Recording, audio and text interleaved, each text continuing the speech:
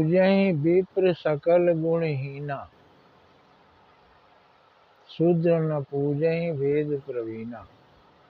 इसका अर्थ ये लोग लगा रहे हैं कि विप्र की पूजा हमेशा होगी, चाहे वो सकल गुण से हीन हो, कोई उसके अंदर गुण ना हो, पढ़ा लिखा ना हो, विद्वान ना हो, तब भी उसकी पूजा होगी, हर हाल में उसकी पूजा होगी।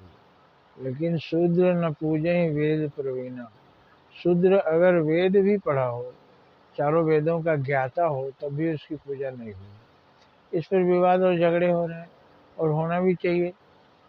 सही लगता है जिस तरह से अर्थ उसका बताया गया कि पूजे विप्र सकल गुणहीन, साफ साफ स्पष्ट बता रहे हैं कि विप्र अर्थात ब्राह्मण किसी भी तरह का गुण नहीं है उसके अंदर, सकल गुणहीना, सकल गुण से हीन है, सब प्रकार से गुणहीन है। लेकिन शूद्र न पूजे ही वेद प्रवीणा, शूद्र चाहे चारों वेदों का ज्ञाता हो, तब भी उसकी पूजा नहीं होगी।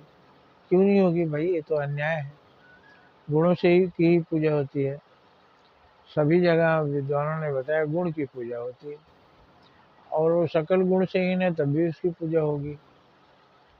और शूद्र सकल गुण प्राप्त है, सब तरह का विद्वान है, चारों वेदों का ज्ञाता है, तभी उसकी पूजा नहीं होगी। ये अन्यायपूर्ण बात लगती है। तो इसका मतलब अर्थ में ही कहीं गलती निकल रही है। विप्र का मतलब होता है सज्जन व्यक्ति। सज्जन व्यक्ति के अंदर कुछ भी गुण ना हो, नहीं ज़्यादा पढ़ा लिखा हो, तब भी उसकी पूजा होगी। सज्जन व्यक्ति तो हमेशा दूसरों का भला करेगा, दूसरों की सेवा करेगा, और सेवा करने वाले की पूजा होगी। और शूद्र न पूजे वेद प्रवीणा, संपूर्ण वेदों का ज्ञाता है और वो शूद्र है। शूद्र अर्थात जिसका कर्म बुरा है, जो दूसरों को तकलीफ देता है, जिसके विचार अच्छे नहीं है, जो काम बुरा करता है, वो आदमी कभी भी पूजनीय नहीं होगा। इस तरह से इसका सही अर्थ निकलता है। तो लोग गलत अर्थ बताते हैं और बोलते हैं लोगों के अंदर विरोध हो रहा है। सही अर्थ बताएंगे तो उसका विरोध नहीं होगा।